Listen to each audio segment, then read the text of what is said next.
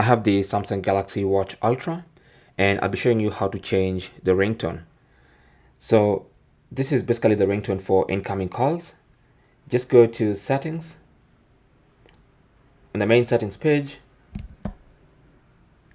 scroll down to sounds and vibration, tap on that, and then scroll down to ringtone, tap on that, and you can see that's our default ringtone. That's the current ringtone we have. So anytime you have an incoming call, as long as the watch is not in silent mode, this is the tone that you're gonna hear. Okay, now let me just